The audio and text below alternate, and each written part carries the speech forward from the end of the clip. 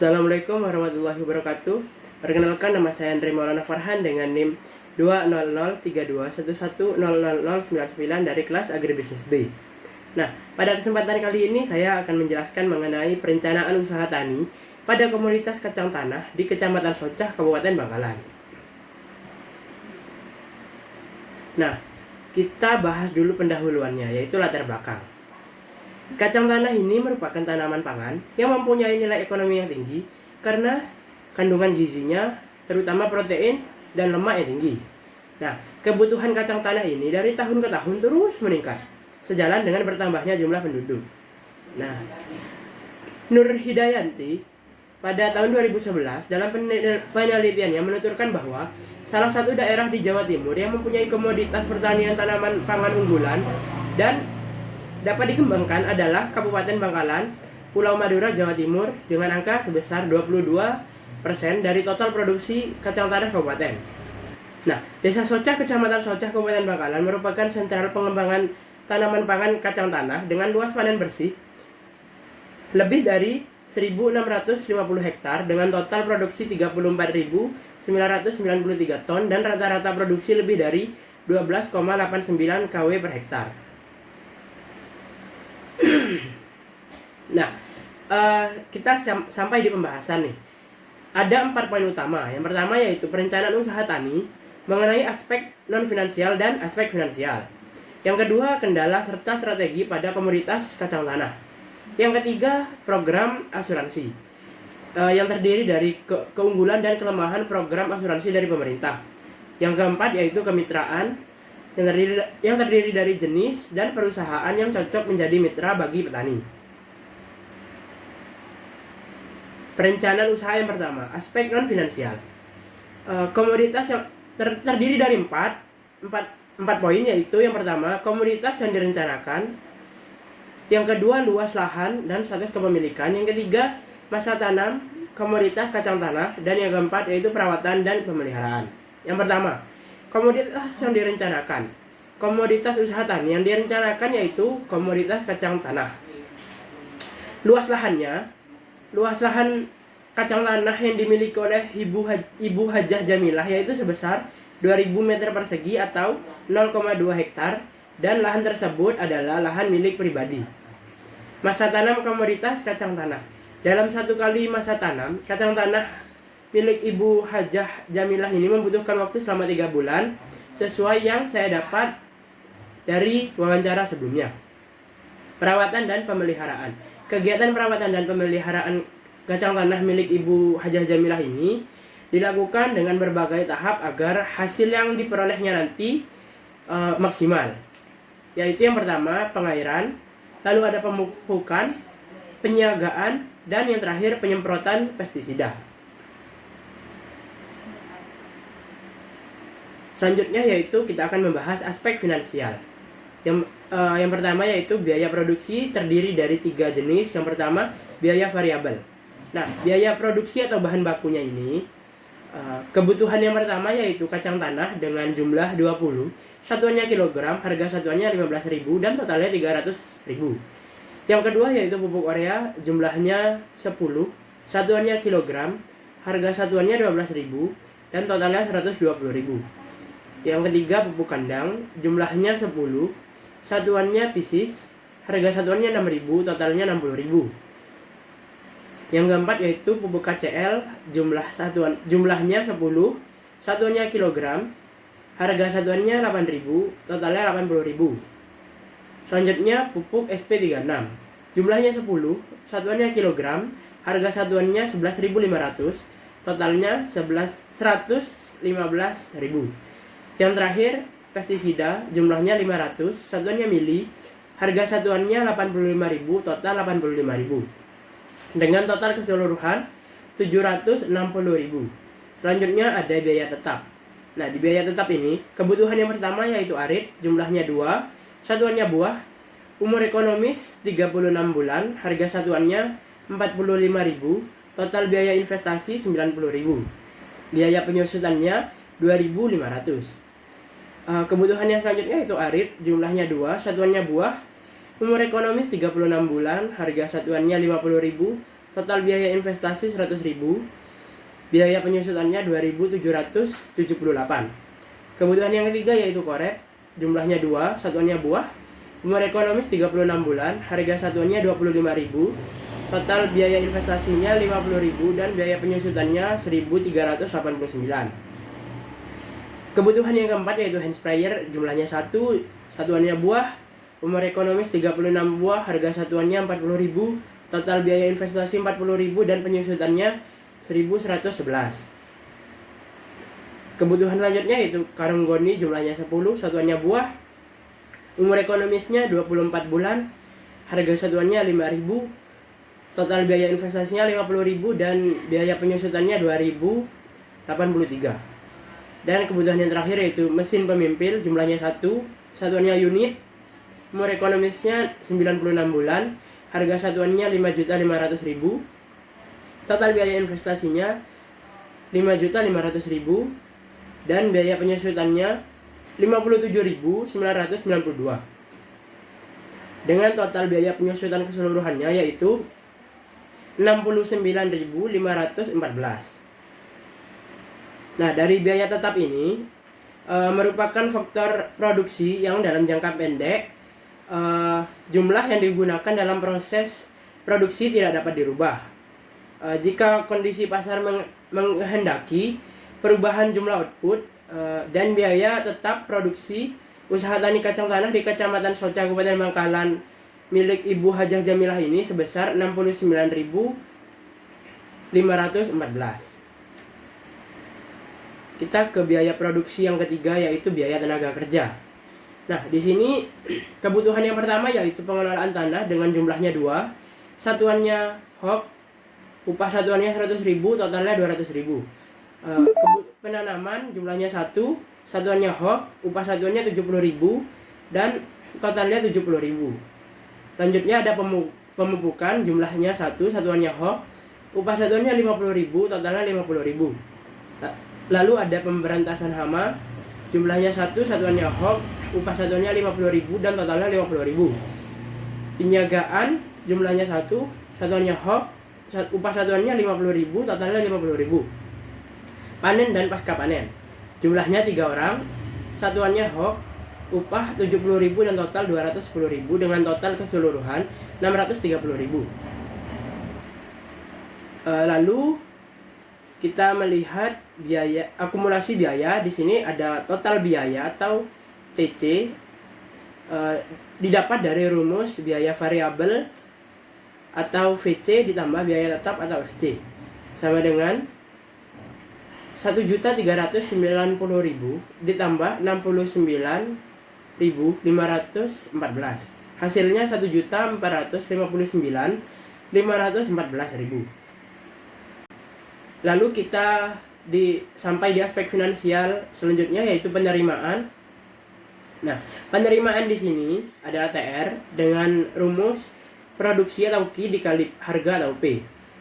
Maka diketahui bahwa jadi 280 kg dikali 18.000 sama dengan 5.040.000. Nah, penerimaan yang diterima usaha tani kacang tanah Hajah Jamilah ini pada lahan seluas 2.000 meter persegi atau 0,2 hektar selama masa panen 3 bulan pada komoditas kacang tanah yaitu 5.040.000 dengan harga satuan 18.000 per kilogram. Lanjut keuntungannya. Keuntungan atau R sama dengan penerimaan atau TR dikurangi biaya total atau TC. Nah, di sini jadinya 5.040.000 dikurangi 1.459.514. Hasilnya yaitu 3.580.482. Nah, biaya akhir yang dibutuhkan petani kacang ini yaitu sebesar 1.459.514.000 dengan perolehan keuntungan yang diterima sebesar 3.580.482. Dan RC rasionya yaitu RC rasio ini dapat didapat dengan rumus TR per TC. Jadi 5.040.000 dibagi 1.459.514 yang hasilnya yaitu 3,45. Nah, RC rasio ini lebih besar dari 1 sehingga dapat disimpulkan bahwa usaha tani kacang tanah Hajah Jamilah ini mengalami keuntungan dan layak untuk dijalankan. Selanjutnya yaitu ada BEP penerimaan. Di sini BEP penerimaan rumusnya sama dengan FC per 1 min VC per TR sama dengan 69.514 dibagi 1 dikurangi 1.390.000 per 5.040.000 yang hasilnya yaitu 69.514 per 1 min 0,27. Jadi 69.514 dibagi 0,73 hasilnya yaitu 95.227.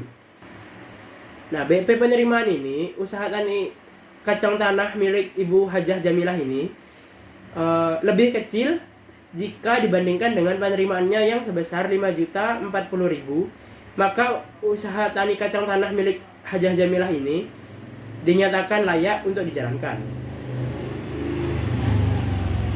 Lalu ada BEP harga. BEP harga ini rumusnya TC dibagi Y. Nah, sama dengan 1.459.514 dibagi 280 kg sama dengan 5.212. Nah, jadi BEP harga usaha tani kacang Hajah Jamilah ini yang didapat dari lahan seluas 2.000 meter persegi atau 0,2 hektar berada pada titik impasnya pada saat harga penjualan sebesar 5.212. Selanjutnya ada BEP produk. BEP produk ini rumusnya TC per P. Nah, langsung 1.459.514 dibagi 18.000 sama dengan 81 kg.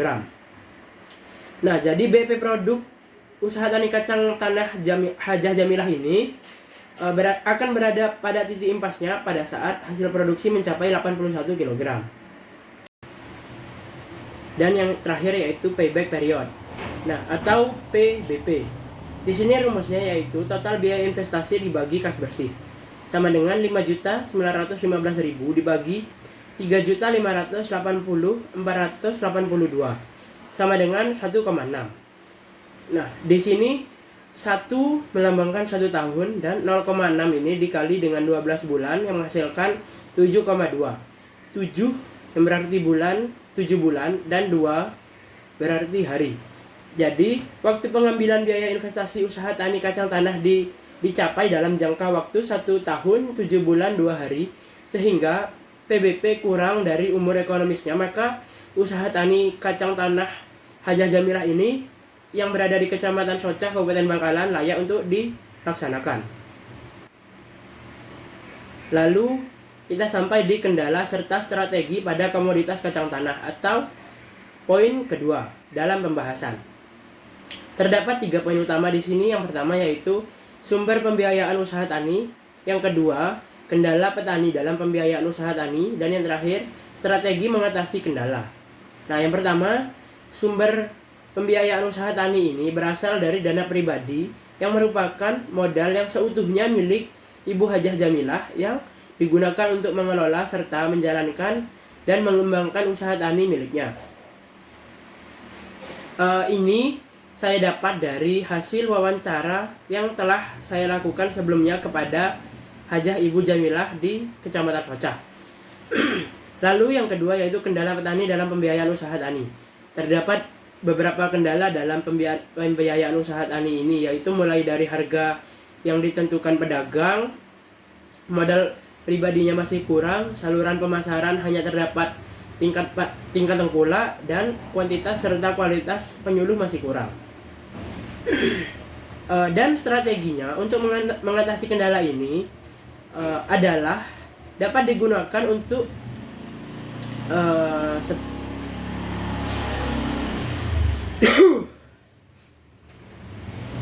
dan strategi mengatasi kendalanya, salah satu solusinya yaitu untuk mendapat pinjaman modal, yaitu melalui program KUR atau kredit usaha rakyat. Nah, di sini jika Ibu Jamilah lancar tanpa kendala dalam melakukan pinjaman KUR, maka Ibu Hajah Jamilah tersebut akan mendapatkan dampak yang positif dan baik berupa produksi dan pendapatan usaha taninya di Kecamatan Socah Kabupaten Bangkalan ini. Karena KUR ini berkorelasi dengan meningkatkan jumlah produksi usaha tani, yaitu dapat memanfaatkan lahan yang terbengkalai tersebut yang tidak digunakan untuk kegiatan ataupun produksi usaha tani apapun. Lalu kita sampai di pembahasan poin ketiga, kelebihan dan kekurangan program asuransi. Di sini terdapat kelebihan dan kekurangannya masing-masing. Kelebihan program asuransi. Yang pertama yaitu petani kacang tanah seperti Ibu Hajah Jamilah ini tidak perlu lagi ambil pusing dan khawatir terkait serangan hama dan perubahan iklim atau bencana alam yang nantinya karena hal tersebut akan ditanggung oleh perusahaan asuransi. Yang kedua yaitu petani yang telah memiliki asuransi pertanian juga otomatis akan meningkatkan posisi tawar petani terhadap kredit pertaniannya. Lanjut yaitu kekurangan program asuransi ini. Premi asuransi yang kadang memberatkan petani kecil seperti Ibu Hajah Jamilah dan petani kacang lainnya di Kecamatan Socah Kabupaten Bangkalan sehingga mereka tidak mampu untuk membayar premi. Yang kedua yaitu petani kacang tanah di Kecamatan Socah Kabupaten Bangkalan banyak yang masih gaptek atau gagap teknologi. Hal ini membuat mereka tidak tahu apa yang harus mereka lakukan untuk mendaftar asuransi dan mereka juga menganggap daftar asuransi itu merepotkan dalam hal mengurusnya. Kita sampai di poin pembahasan yang keempat, yaitu kemitraan. Nah, petani kacang tanah di Kecamatan Socah Kabupaten Bangkalan ini belum ada pengalaman sama sekali terkait kemitraan dengan perusahaan, sehingga menurut saya yang paling cocok untuk melakukan kemitraan mereka itu melakukannya dengan bentuk kemitraan vertikal, yaitu pola inti plasma. Pola inti plasma ini merupakan pola hubungan kemitraan antara kelompok mitra usaha yang merupakan plasma dengan perusahaan inti. Di sini perusahaan inti itu dapat bertindak sebagai peer, pola penghela, dan juga pola pengelola. Lalu untuk bekerja samanya mereka dapat bekerja sama dengan PT Dua Kerinci atau PT Tudung Putrajaya selaku penghasil kacang Garuda yang merupakan perusahaan penghasil kacang terbesar di Indonesia. Nah, kita sampai di penutup yaitu kesimpulannya.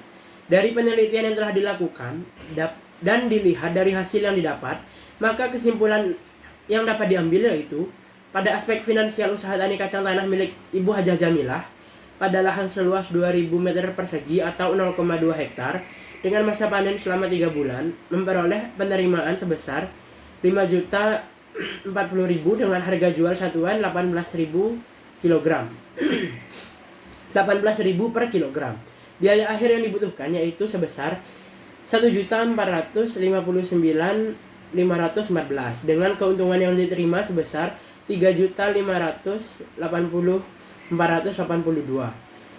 RC rasio yang dapat yaitu kurang dari 1, lebih dari 1, tepatnya 3,45, sehingga disimpulkan bahwa usaha tani ini layak untuk dijalankan.